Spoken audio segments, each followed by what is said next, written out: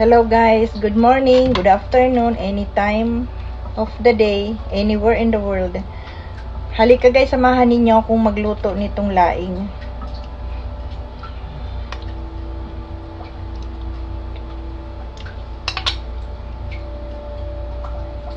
Okay. Put in the video.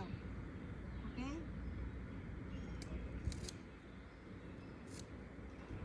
Pa tayo ng gabi. Magluluto tayo ng nataang gabi.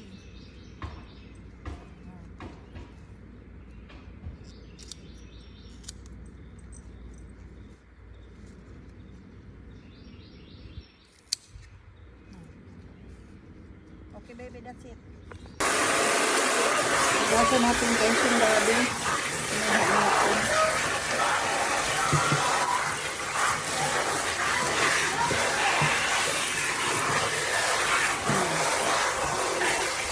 Kasi minsan baka hinihian doon ng mga sayo. Okay. Patuyuin muna natin siya dyan guys. Para pag natuyo na siya, pwede na natin himayin. Maghimay na tayo ng gabi guys. Ito lang. Ito. Huwag natin masyadong liitan. Kasi malalaki lang na hiwa siya. Ayan.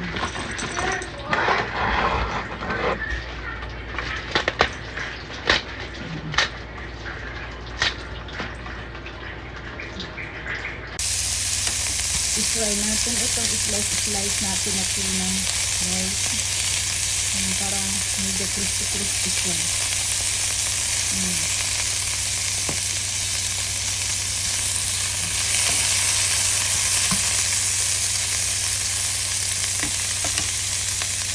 Okay guys, dito sa kawali, ilagay na natin yung prinito natin na isda kanina. At lagyan natin ng bawang. Dinagdagan ko yung bawang kasi mas maraming bawang, mas masarap siya at malasa. At ito na lang yung ginger, konti na lang. Sinakalimutan namin bumili, kaya dadagdagan na lang natin siya ng powder na ginger. At saka ilagay natin ang ating alamang. Yan ang aking pampalasa. Yan na rin yung may salt na kasi yan. Nasa inyo na lang guys kung magdadagdag pa kayo ng kung ano man na panlasa. Okay? At ilagay natin ang ating gata. Wala kaming coconut. Ito lang ang coconut dito. Yung nasa lata. At pakuluan muna natin siya. Pag kumulo, saka natin ilalagay ang ating gabi. Kaya kumukulo na siya. So, dahan-dahan lang natin siya. Dahan-dahan lang natin ilagay ang ating gabi. Kahit sabay-sabay stem at saka dahon. Parehas lang naman sila ng texture. Pagluluto nga, maluluto din ng sabay. Alam ba ninyo guys? Ganito ang pagluto namin ng gabi sa amin sa probinsya. Ito ang pagkain, ang unang-unang natutunan ko sa nanay ko. Ang edad ko pa lang noon ay 12 years old. Kasi siguro every 3 times a week, nagluluto kami nito kasi madami kaming kanin na gabi. Kaya ito ang unang-unang natutunan ko. Sabi ng nanay ko, kailangan daw sa murang edad matuto na akong magluto. Kasi malay mo, magkaasawa ka ng maaga para yung biyanan mo ay walang masabi sa iyo pag ikaw ay marunong magluto. Hindi nga naman nagkamali ang nanay ko kasi maaga akong nag-asawa, pero marami na akong natutunan na pagluluto ng mga pagkain. Ayan guys, yan ang kwento ng aking gabi. Kadugtong ng buhay ko. Kaya favorite ko to. Isa sa mga favorite ko. Hayaan muna natin siyang ma-absorb kasi magninipis naman yan.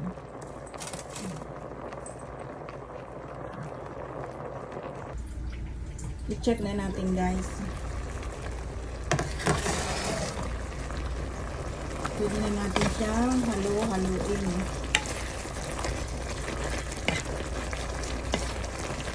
Yan.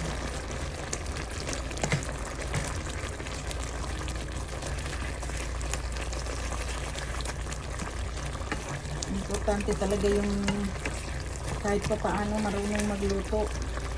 Diba kasi guys, nung araw, yung panahon natin, wala pa naman mga recipe, hindi pa naman uso yung mga cooking na yan, mga napapanood natin sa YouTube at sa Facebook. Kailangan mo talagang matuto. Buti nga ngayon, hindi na mahirap ang magluto. Kasi, gagayahin mo lang. Diyan.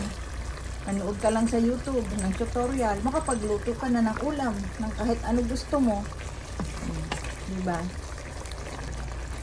Tayong mga maedad na, natutunan lang natin ito sa ating mga magulang.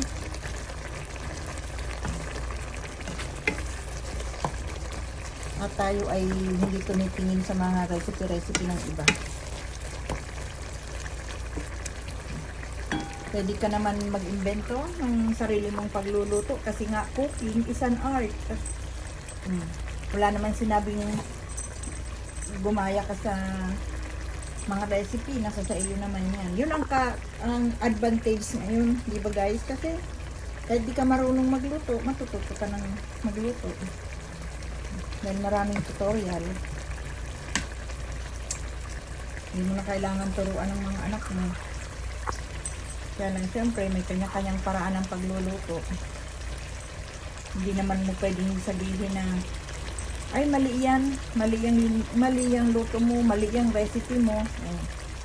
Kasi art nga yan eh. Cooking is an art. Nasa sa iyo yan. Kung paano mo didiskartehan ang pagluluto. Diskarte ka pagluluto. Hindi yung dumiskarte ka kasi naggaya ka ng luto ng iba. Diba?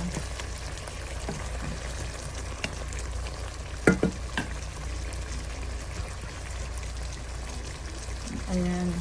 Yung ano kasi nito, yung coconut is hindi naman siya cream. Kaya hindi siya magiging creamy. Ano lang siya, coconut milk. Yun naman ang pagkakaiba. Mas maganda yung coconut cream kaysa sa coconut milk. Kasi yung coconut milk, parang malabnaw na yun eh. Yung cream is purong-puro.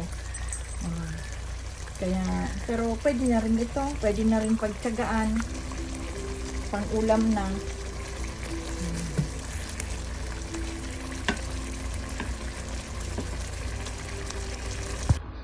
Ngayon guys, ito na pala yung gabi na tinanim ko. Kung natatandaan ninyo na nag-video ako noon, na naghawan ako dyan. Napakinabangan ko na yung tanim kong gabi. Mahirap magagilap ng gabi dito. Kailangan mo pang pumunta doon sa Asian market. Ngayon, lagyan na natin itong bell pepper. Pang padagdag aroma lang naman ito, hindi naman siya maanghang. Dagdag aroma. At ito ang maanghang, ang ating green na sili. Masarap din kasi na meron siyang anghang na konti. Spices. Maganda raw kasi pag yung ang buhay ay may spices. Medyo exciting. Diba? Haluin lang natin ito. Ready na siya mamaya.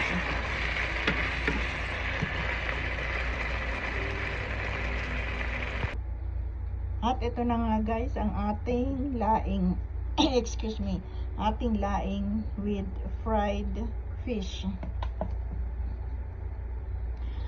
Sana'y nagustuhan ninyo ang aking luto sa ngayon. Please follow and share. Thank you and God bless.